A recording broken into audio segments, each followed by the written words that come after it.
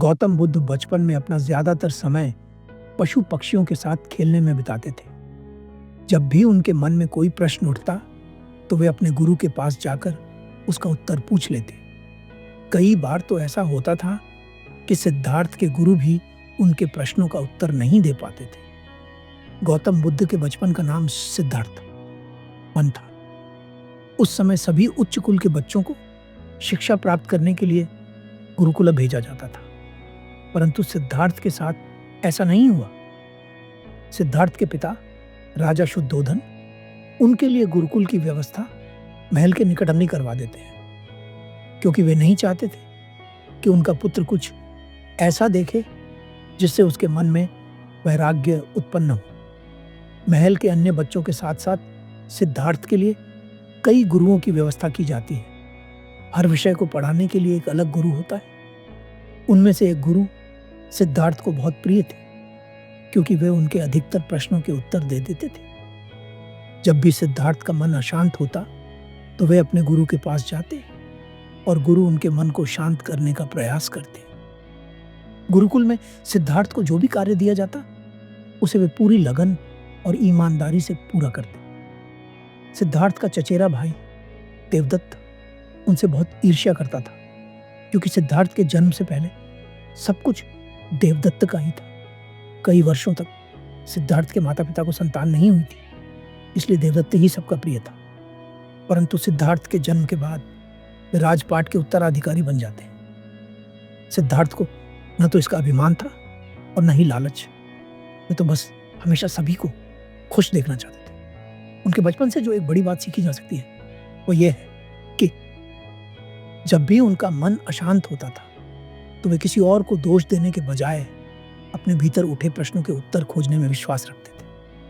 वे घंटों सोचते रहते, प्रश्नों से उलझते और उत्तर खोजते। यही प्रश्न उन्हें इस परम ज्ञान का तक ले गए। गुरुकुल की शिक्षा पूरी होने के बाद एक प्रतियोगिता आयोजित की जाती है, ये देखने के लिए कि कौन सा विद्यार्थी कितना प्रतिभाशाली है। प्रतियोगिता का पहला चरण तलवारबाजी उनका होता है। सभी प्रतियोगी मैदान में उतरते हैं। हर प्रतियोगी के चेहरे पर एक मुखौटा होता है, ताकि उनकी पहचान ना हो और केवल उनकी प्रतिभा परखा जाए। देवदत्त का पूरा प्रयास होता है कि किसी भी तरह से वह सिद्धार्थ को हरा दे, ताकि सिद्धार्थ सभी की नजरों में गिर जाए। देवदत्त ये जान लेता है कि सिद्धार्थ कौन सा मुखौटा पहनने वाले हैं, पर किसी कारणवश सिद्धार्थ का मुखौटा एक अन्य प्रतियोगी से बदल जाता है। मैदान में देवदत्त उस मुखौटे को देखता है जिसे सिद्धार्थ को पहनना था, और वह समझता है कि सामने सिद्धार्थ ही है।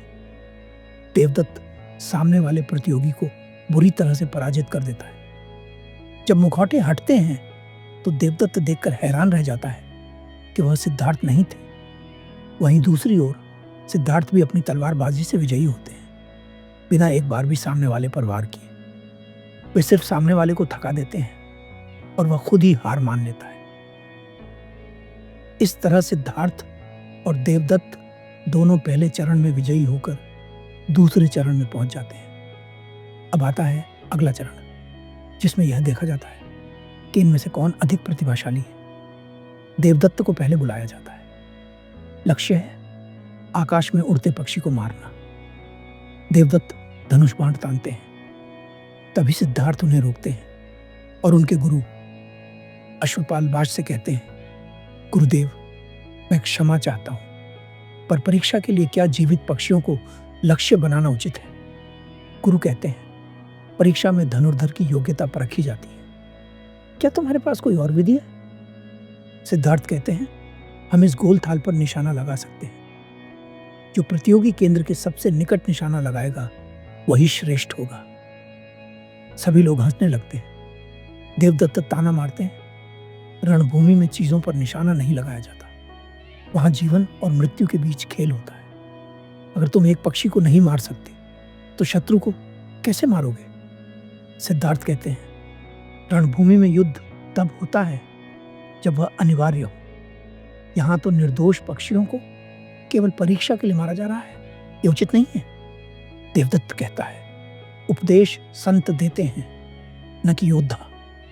लोग देवदत्त का समर्थन करते हैं। गुरु कहते हैं, युवराज सिद्धार्थ, वैसे भी आपको शस्त्र विद्या में रुचि नहीं है, इसलिए हम आपकी परीक्षा बाद में लेंगे।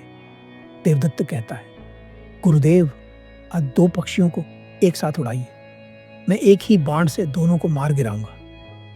2 पक्षी उड़ाए जाते हैं। देवदत्त एक ही बाण से दोनों को मार गिराता है। ये देखकर सिद्धार्थ बहुत आहत होते हैं।